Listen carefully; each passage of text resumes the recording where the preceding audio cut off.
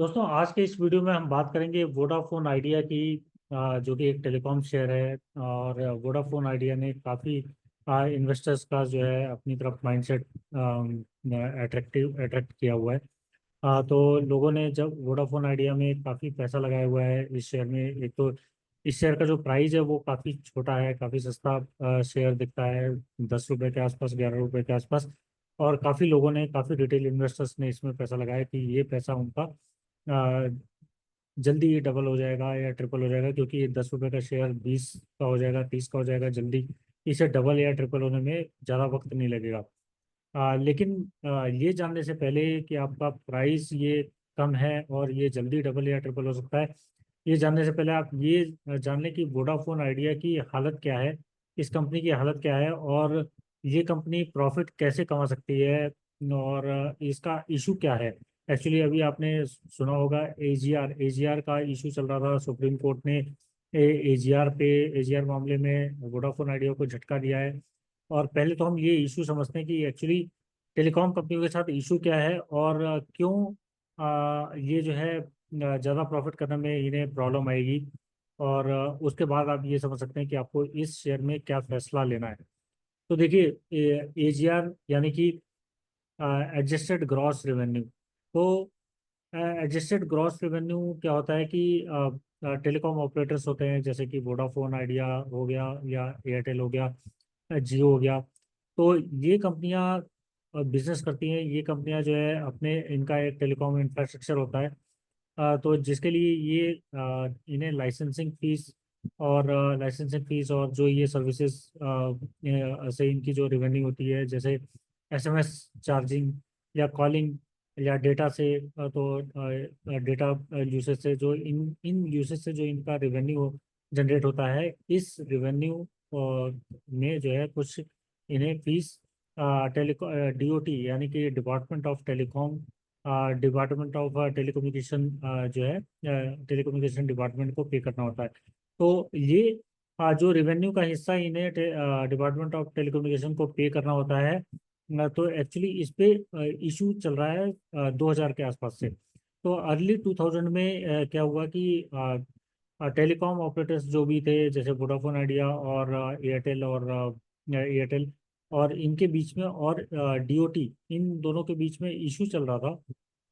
तो telecom operators का कहना ये था कि हम जो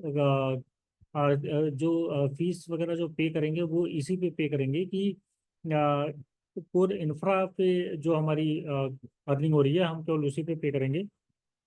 यानी कि एसएमएस कॉलिंग और जो भी इनके मतलब लाइसेंसिंग फीस है, लाइसेंसिंग फीस और सर्विसेज फीस, और इसको लेके जो यहाँ से रेवेन्यू हो रहा है केवल उसी को पे करेंगे। लेकिन डीओटी का कहना ये था कि आप ये भी पे करेंगे, प्लस आपका जो रेंटल है, जैसे आपने अपना कुछ इंफ्रास्ट्रक्चर आपने रेंट पे दिया हुआ है, तो उससे जो रेवेन्यू हो रहा है वो उसका भी आप हमें जो है अर्निंग शेयर करेंगे। और उस पे प्लस हैंडसेट, अगर इनके हैंडसेट सेल्स हो रहे हैं, और हैंडसेट वगैरह है या कुछ भी, मतलब नॉर्मल जो, मतलब ओवरऑल जो भी इनकी अर्निंग्स हो रही है, वो सभी पे, पूरी अर्निंग पे इन्हें प्रॉफिट शेयर करना होगा डीओटी के साथ। और ये डीओटी का मानना था, लेकिन टेलीकॉम ऑपरेटर्स इनका पूरी तरह से विरोध कर रहे थे। और वो ये कहे, उनका ये मानना था कि हम केवल इंफ्रा जो हम लाइसेंसिंग फीस और इंफ्रास्ट्रक्चर जो से रिलेटेड जो हमारे रेवेन्यू जनरेट हो रहे हैं, हम केवल उसी पे पेकरेंगे। और हैंडसेट वगैरह सेलिंग या कोई और तरह की डिविडेंड्स इनकम, फॉर एग्जांपल इनकी डिविडेंड से जो इनकम हो रही है, या इनका कोई ओवरऑल जो रिमेनिंग रेवेन्यू जो इनका जनरेट हो रहा है, उस पे ये प्रॉफिट शेयर नहीं करेंगे। तो ये डिस्प्यूट चलता आ रहा है अर्ली 2000 से लेके 2019 तक। 2019 में जाके सुप्रीम कोर्ट ने ये वर्डिक्ट दिया था। वो उन्होंने वर्डिक्ट दिया था, और उन्होंने ये जो वर्डिक्ट जो दिया था वो डीओटी के फेवर में दिया था। तो डीओटी के फेवर में दिया था कि जो भी रेवेन्यू डीओटी कह रही है कि हमें सारे ही अर्निंग पे हमें प्रॉफिट शेयरिंग चाहिए, वो वही माना जाएगा। और डीओटी को शेयर करना होगा, मतलब टेलीकॉम ऑपरेटर अपना सारा रेवेन्यू शेयर करेंगे डीओटी के साथ, अपने हर तरह की अर्निंग के साथ, वो चाहे डिविडेंड हो, चाहे हैंडसेट बिक्री हो, या किसी भी तरह की। तो उसके बाद से एक्चुअली इन्होंने पे तो किया नहीं, वोडाफोन और एयरटेल, इनके जो डिस्प्यूट चल रहे थे डीओटी के साथ, तो इन्होंने ये फीस, लाइसेंसिंग फीस और ये जो मतलब जो फीस थी जो पूरी अपना इन्होंने इसका बकाया, एजीआर का बकाया, ये अर्ली 2000 से चलता आ रहा है।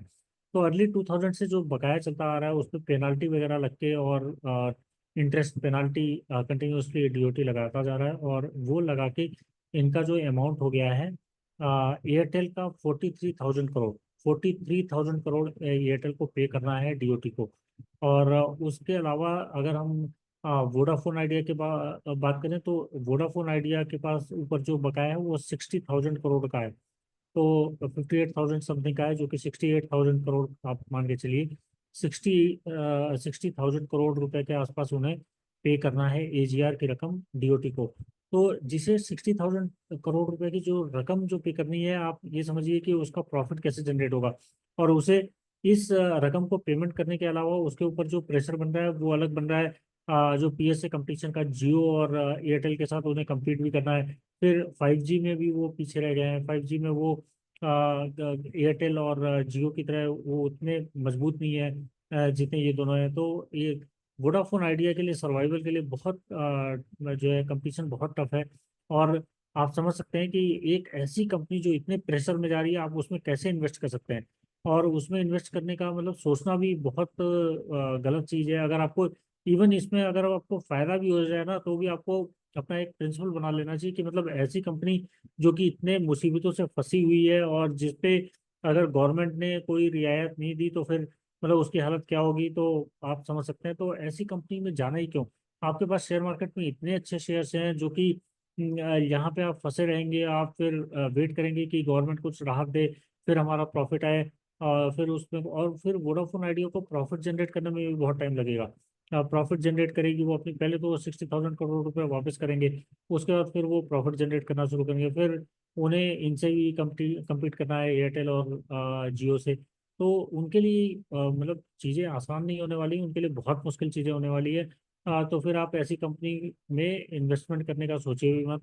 और अगर आप फंसे हुए हैं, देखिए मैं तो यहाँ पे ये कह सकता हूँ कि अगर आपको बहुत ज़्यादा बिलीव है कि उसके टर्न अराउंड पे, तो आप बने रहिए। लेकिन अगर आप का थोड़ा बहुत लॉस हो रहा है, तो मैं आपको सजेस्ट करूंगा कि आप उसमें प्रॉफिट बुक करके आप अच्छे शेयर्स में लगाइए।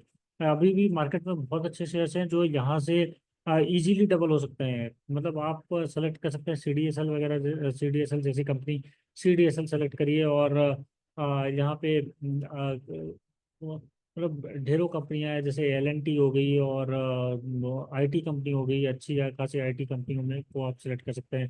तो मतलब पीएसयू सेलेक्ट कर सकते हैं, पीएसयूज में बहुत अच्छे शेयर्स हैं। एचएएल हो गया या मजगांव डॉक हो गया। तो आपके पास बहुत सारे ऑप्शंस हैं, आप उनमें स्विच करके आप शायद ज़्यादा अपना प्रॉफिट कर लें। अगर आपने बड़ा पैसा लगाया हुआ है तो फिर तो आप अगर इन शेयरों में शिफ्ट हो जाए तो बहुत ही अच्छा होगा। आपको शायद प्रॉफिट जल्दी आ जाएंगे। तो मैं आशा करता हूँ कि आपको आज का ये वीडियो समझ में आया होगा, आपको इश्यू समझ में आया होगा। और आपको वोडाफोन आइडिया में क्या करना है ये तो डिसीजन आप खुद ही लीजिए। लेकिन ये कंपनी बहुत ज़्यादा प्रेशर में है। और हालांकि सुप्रीम कोर्ट ने भी इन्हें सजेशन दिया है कि आप किसी दूसरी कंपनी के साथ मर्जर करिए या फंड रेजिंग करिए। इसीलिए इन्होंने अभी फंड रेजिंग करी थी। तो जब इनके पास पैसा ही नहीं है तो फंड रेजिंग करके ये पब्लिक से पैसा ले रहे हैं कि हमारे पास 60,000 करोड़ रुपए आया और हम उसे उससे रीपे करें। तो मतलब आप समझ सकते हैं कि ये कंपनी कितने प्रेशर में जा रही है। तो डिसीजन आपको खुद लेना है कि आपको क्या करना है। लेकिन ये स्टोरी जो है मैं आपके सामने रखना चाहता था। तो मैं आशा करता हूँ कि इससे आपको हेल्प मिली होगी। तो इस वीडियो में दोस्तों इतना ही, और इंटरेस्टिंग वीडियोज आपके लिए आते रहेंगे। लेकिन आप का अगर कोई कमेंट है तो आप ज़रूर मुझे भेजिए, मैं उस पर ज़रूर रिप्लाई करने की कोशिश करूँगा।